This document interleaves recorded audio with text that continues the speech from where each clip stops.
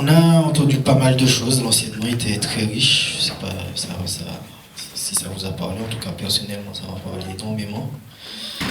Le pardon, vaste sujet, mais très important, parce que effectivement,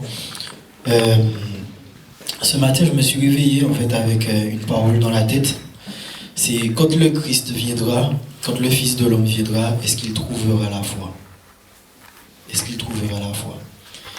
Et je me suis dit, bon, avant je répondais toujours à la question et je me disais, bon Seigneur, quand même, aujourd'hui, bon, t'es passé dans ma vie, le jour où tu viendras, bon, j'espère quand même que j'aurai la foi quand même, tu vois.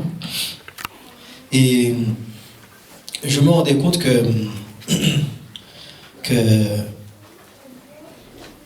on ne sait pas en fait à quel moment en fait on est rappelé.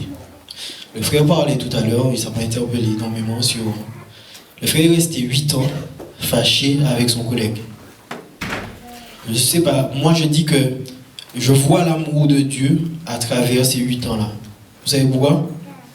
Parce que si le Seigneur avait décidé que c'était maintenant qu'il était appelé, je ne sais pas où est-ce qu'il serait atterri. Je ne sais pas en fait si... Ouais, voilà. S'il avait gardé cette rancœur-là en fait sur son cœur, et que le Seigneur lui avait dit donc, c'est maintenant qu'on était la lumière, ben là en fait il serait parti en fait avec ça, avec ce poids-là. Comme il dit lui-même, il avait une boule sur le cœur. Il sentait qu'il avait un poids, il portait. Et c'est vrai. Et je défends quiconque de me dire qu'il n'a pas un poids, il ne sent pas poids, il ne sent pas qu'il porte un poids quand il ne donne pas de pardon, quand il est fâché avec quelqu'un. Personnellement, des fois, j'ai beau avoir raison comme je veux, à mon travail, la dernière fois que ça m'est arrivé, j'étais à mon travail avec mon responsable qui m'a fait une réflexion désobligeante. Je lui ai répondu quelque chose d'assez électrique, qu'il n'a pas pris d'ailleurs, mais je sentais que la manière dont je lui avais répondu, même si j'estimais avoir raison, je sentais que ce qu'il y avait entre nous, en fait, n'était pas de l'ordre de l'amour. Et ça me pesait. Ça me pesait. Je sentais qu'il fallait que je lui demande pardon et que je m'excuse. Et je vous dis ça vraiment, Seigneur, parce qu'aujourd'hui, ça me montre réellement qu'il faut qu'on prenne conscience. Il faut qu'on prenne conscience qu'on ne sait pas quand est-ce que le Fils de l'homme reviendra. Ça peut être dans 5 minutes, ça peut être quand on quitte la porte, là, ça peut être... Voilà.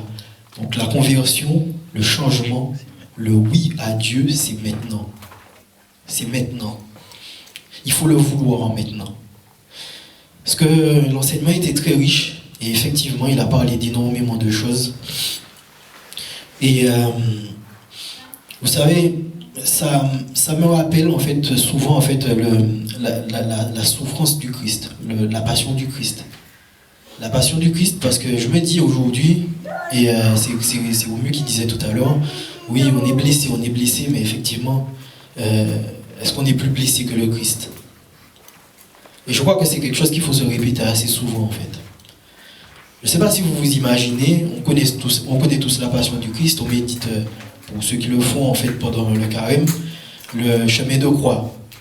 Le chemin de croix. Et on sait que le Christ en fait a été roué de coups. Il a vécu en fait des souffrances atroces.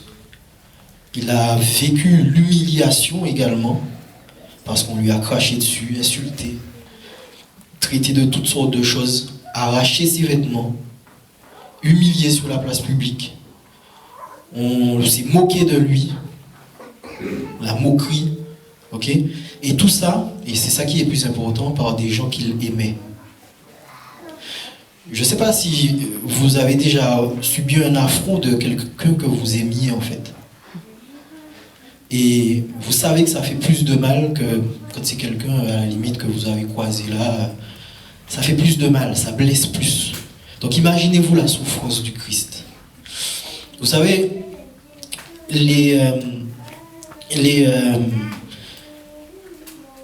je me rends compte que des fois, et ça m'arrive en fait, et je le vis en fait souvent quand je me dispute avec mon épouse. quand j'ai des disputes avec mon épouse, je me rends compte en fait de la technique de l'ennemi. Le diable, ce qu'il a comme technique, effectivement, c'est d'utiliser en fait ta volonté pour que toi-même, tu t'opposes à la grâce de Dieu. Quand j'ai des disputes avec mon épouse, on se dispute, machin et tout, et puis au bout d'un moment, on arrête, ok. Mais je sens que mon épouse m'a dit des choses blessantes, je sens que à la limite, j'ai été réduit, j'ai été humilié en fait, dans ce que je suis censé représenter.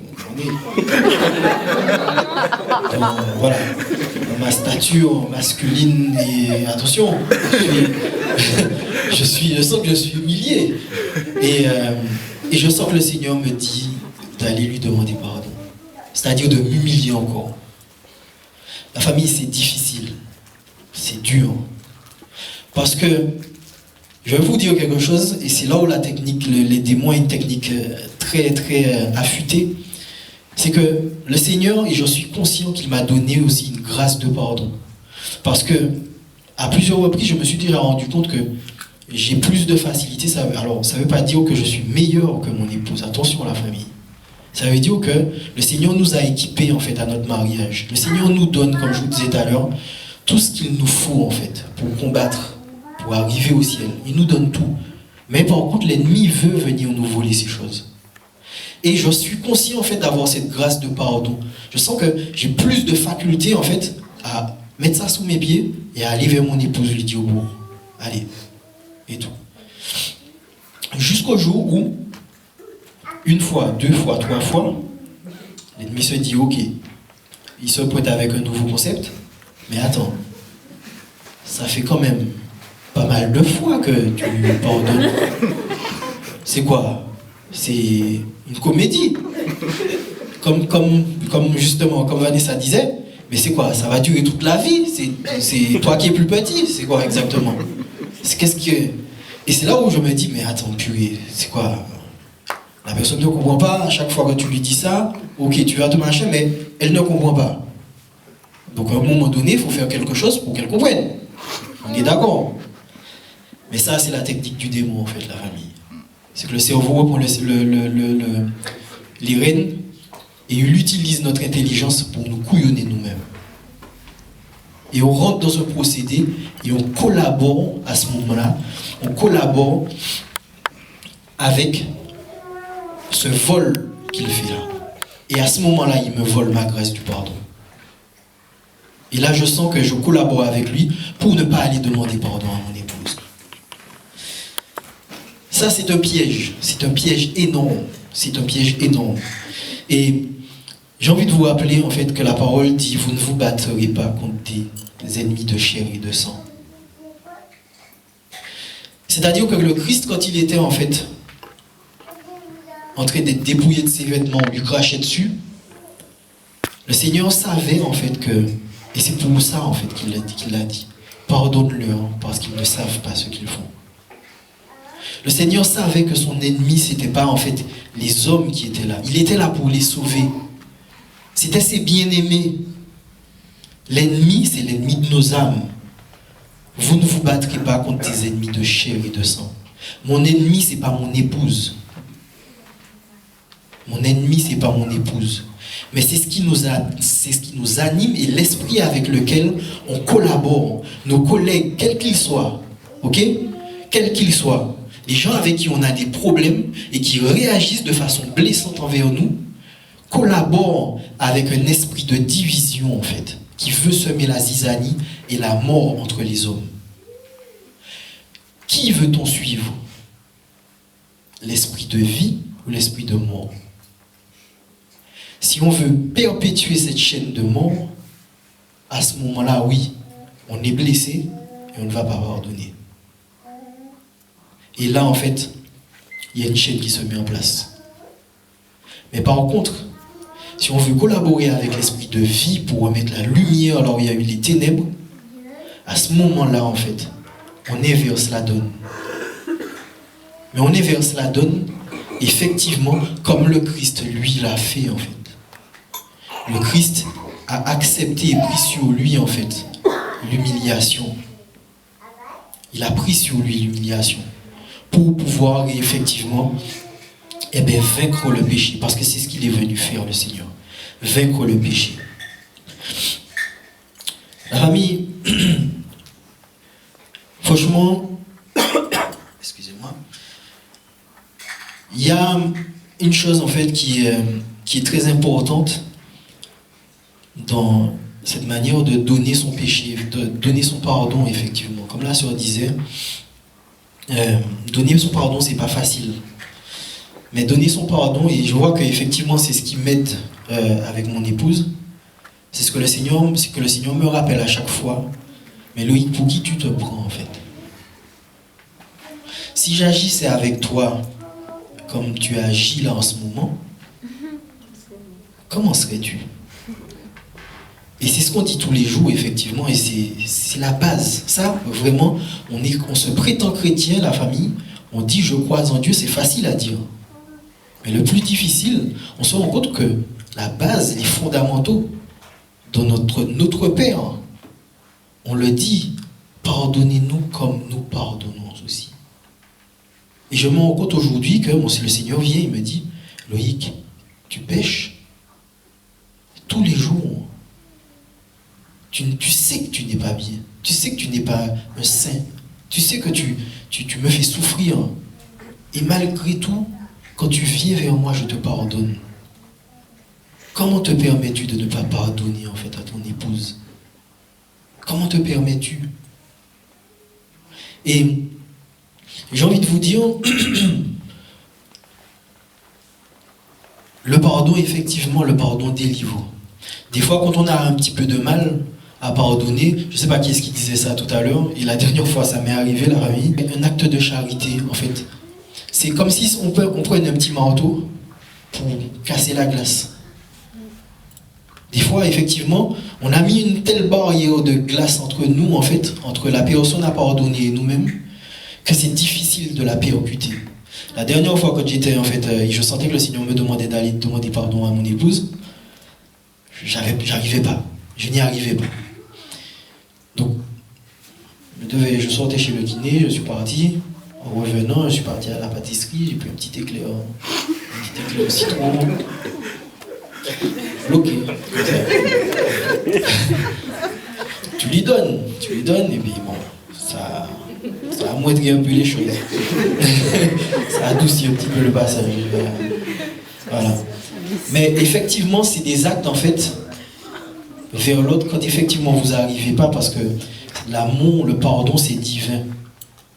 La seule chose qu'on peut et qu'on doit, c'est collaborer, en fait, avec le pardon. C'est-à-dire vouloir, même si on dit au Seigneur, Seigneur, je n'en ai pas la force, mais Seigneur, je veux me réconcilier avec cette personne, je veux pardonner, je veux effacer ça de mon cœur. Il y a un procédé, en fait, la famille, et je vais essayer d'être rapide. J'ai vécu avec mon père une expérience assez particulière et même divine, la famille. Mon père, je lui ai reproché, on a eu, dans la famille, on va dire que notre conflit était d'ordre, comment on va dire ça? C'est un conflit diplomatique de grande envergure. C'était le conflit de la famille. Loïc et son papa, c'était quelque chose que, voilà. C'était vraiment... mon père, pour vous dire, je lui en voulais tellement, j'avais l'impression, en fait, dans la famille, dans la maison, je vivais avec un étranger. On se levait, on se croisait, je lui disais bonjour parce que, en fait, je le respectais et que j'étais chez lui. Mais c'est quelqu'un, en fait, que j'estimais ne pas connaître et que j'avais pas envie de connaître. Parce que je n'avais eu que des reproches, je n'avais senti, en fait, à la limite, que je n'avais pas été aidé, que quand j'étais petit, il ne m'avait pas appris quoi que ce soit, et qu'au final, il me reprochait tout ce qu'il ne m'avait pas appris. Donc au final, à juste titre, j'ai envie de dire, j'avais envie, je me disais, bon, je vais me débrouiller tout seul, je le mets de côté. Comme le frère dit, je t'oublie. Et effectivement, j'avais cette rancœur envers mon père. Quand j'ai rencontré le Seigneur m'a dit, J'ai demandé au Seigneur, et c'est au moment où effectivement où je sentais que j'étais bloqué dans la vie, dans ma progression, dans mon évolution. Je sentais que il y a plein de choses qui bloquaient et que je n'arrivais pas à devenir un adulte, à devenir un homme. Et j'ai dit, Seigneur, aide-moi à devenir un homme. Le Seigneur m'a dit, je vais t'y aider, ne t'inquiète pas. Je te demande juste une première chose, va demander pardon à ton Père. Et la question que je me suis posée, j'ai dit au Seigneur tout de suite, mais attends, comment tu peux demander pardon à quelqu'un qui t'a fait quelque chose? C'est pas logique. C'est pas logique. Et là, j'ai compris, en fait, à travers le procédé du Seigneur, que le Seigneur voulait me montrer, Loïc, humilie-toi devant lui, parce que toi aussi, tu n'es pas parfait. Est-ce qu'à sa place, exactement, ayant vécu et ayant reçu ce que lui a reçu, est-ce que tu aurais fait mieux que lui? Est-ce que tu aurais fait mieux que lui? On ne peut donner ce qu'on a reçu. Quel œil tu portes sur ton Père? Je suis sûr que tu ne ferais pas mieux que lui. Et j'ai fait confiance au Seigneur, la famille, sans savoir. Je lui ai dit, bon Seigneur, ok, on va faire ça, mais bon, donne-moi 3 mois quand même. J'ai eu un petit... Voilà, j'ai négocié un petit ultimatum. Je vais vous dire, le Seigneur, en fait, m'a réveillé un matin sur mon lit. J'avais déjà oublié ça. Le Seigneur m'a réveillé. Pourquoi? Parce que j'ai eu une espèce de rêve, de songe, de vision, où je vois une lumière, en fait, apparaître dans le noir, et quelqu'un qui apparaît dans cette lumière-là et qui me dit, souviens-toi, tu m'as promis quelque chose. Je ne sais pas qui était cette personne, mais j'ai senti la menace assez oppressante sur moi, je vous assure, ma famille. J'ai senti que cette personne-là, on ne peut pas lui promettre des choses et laisser ça passer comme ça. Je me suis levé, j'ai vu qu'on était à 3 jours des 3 mois en question. J'ai pris une carte téléphonique, je suis descendu j'ai trouvé le courage, j'ai pris une carte, je suis allé, j'ai appelé mon père et je lui ai demandé pardon. Je lui ai dit, c'est papa, bon, bon, je vous t'appelais pour te demander pardon. Et quand j'ai ouvert la bouche, les mots sont sortis. Et j'ai tout compris. J'ai tout compris. Je vais répondre à la question en fait que Vanessa a posée tout à l'heure. Vous savez, quand on demande pardon, et ça j'en suis témoin, il y a un procédé qui se passe. Au début, on disait, quand le Seigneur donne quelque chose, quand le Seigneur retire le péché, il nous équipe derrière. Il nous équipe. Le Seigneur a utilisé cette collaboration que j'ai faite avec lui pour pouvoir, en fait, effectivement briser quelque chose, mais me donner, en fait, quelque chose de merveilleux. C'est ce qu'on appelle la compassion. La compassion. Il a retiré la rancœur pour mettre l'amour. Et la compassion, en fait, quand on a réellement pardonné, j'ai envie de dire, à la limite, on ne le fait pas. On n'a pas le travail à faire, ou ce travail-là à faire toute sa vie encore, même si la personne ne change pas. Pourquoi? Parce que quand j'ai fait cette démarche-là, mes yeux ont changé sur mon Père. Je l'ai regardé autrement. Et j'ai réussi à comprendre en l'aimant pourquoi il fonctionnait, il faisait ci ou ça. Je vais vous dire même quelque chose qui est à la limite de l'ordre divin et spirituel. J'ai réussi à comprendre des choses du passé de mon père sans même qu'il me les dise. Et j'en suis persuadé. Des choses qu'il a peut-être vécues, qu'il a vécues et qui s'est passé dans sa vie qui fait qu'il est l'homme qu'il est. Et aujourd'hui, j'aime mon père dans tout ce qu'il est en fait. Et je ne dis pas mon père est plus exécrable que quelqu'un. Et ça ne veut pas dire qu'il a changé pour autant. Mais je vais vous dire, oui, il a changé. Il a changé. Mais vous savez qu'est-ce qu'il a changé? Il a changé parce que le regard que j'ai commencé à poser sur lui était différent. Et c'est ce que le Seigneur veut faire. Il veut qu'on le laisse entrer pour faire de nous des lumières. Et c'est cette lumière-là qui transforme les cœurs des gens. On pense que c'est notre bouche. Ah oui, quand on va dire oui, ne fais pas ça, tu comprends comment tu ne peux pas faire ça, tu ne comprends pas que tu ne peux pas faire ça. À force d'arguments qu'on va changer les gens. Non, c'est pas vrai. La lumière de Dieu et le passage du Christ, son amour transforme les cœurs. Transforme les cœurs, littéralement. Et mon père, effectivement, aujourd'hui, a changé parce que je sens que le regard que je pose sur lui est différent. Il n'est pas un regard condamnateur. Le Seigneur m'a donné la grâce de ne pas regarder en surface ce qu'il fait, mais il m'a donné la grâce aussi, surtout, de comprendre tout ce qu'il y a derrière. Mais il a fallu que j'ouvre la porte. Il a fallu que j'accepte de m'humilier. Voilà le pouvoir du pardon. Remettre la lumière là où il y avait les ténèbres, la famille. Ok? Donc je ne vais pas être plus long. Ah, dernière chose. Très important, excusez-moi. Il y a une chose qui est très importante et que j'ai vécu aussi. Et Romu en a parlé à la fin. Et je pense que c'est pas à négliger du tout. C'est le pardon à soi-même. Quand vous allez vous confesser, la famille, le Seigneur vient et il déverse son sang, sa miséricorde sur vous. On a la capacité d'accepter en fait ou pas cette miséricorde. Le Seigneur veut enlever notre péché, mais on a la capacité de retenir nos griffes sur notre péché. C'est en n'acceptant pas cette miséricorde, en estimant qu'on est impardonnable et que en nous-mêmes, on ne comprend pas en fait qu'on puisse être pardonné. Donc on porte notre croix encore et encore. Ça veut dire qu'on se laisse accuser en fait par l'ennemi. Il n'y a pas pire danger, la famille. Il n'y a pas pire danger. Pourquoi? Parce que on va à la confession devant en fait la miséricorde absolue et on refuse cette miséricorde. Qui sommes-nous?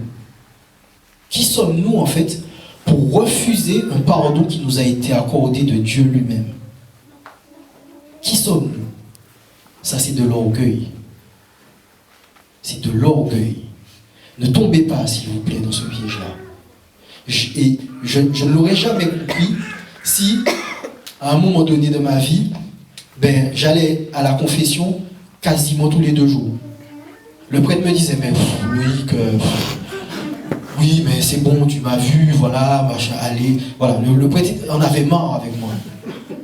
Et à un moment donné, pourquoi? Parce qu'à un moment donné, je péchais et je me disais, mais Seigneur, à un moment donné, je suis entré dans le procédé où je me disais, mais Seigneur, j'ai péché 1 fois, tu m'as pardonné, j'ai péché 2 fois, tu m'as pardonné.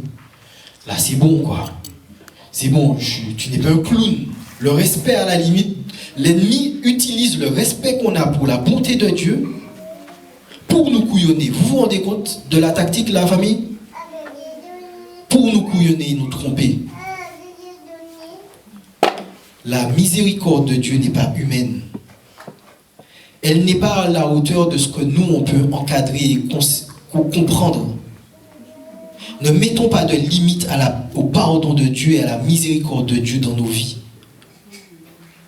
Parce que si on le fait, malheureusement, on prend Dieu pour un être humain comme nous-mêmes. Pour quelqu'un, entre guillemets, qui a nos capacités. Dieu est Dieu.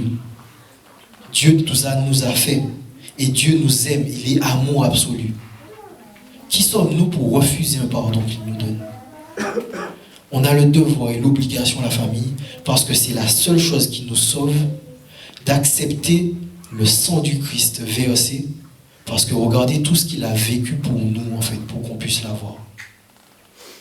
C'est comme si on crachait dessus, en fait. Acceptons, malgré c'est difficile, de nous pardonner à nous-mêmes et d'accepter que Dieu vienne et puis essuie dans toute sa bonté, essuie en fait nos péchés en fait. Acceptons ça, parce que c'est ça qui nous sauve. Amen la famille. Amen.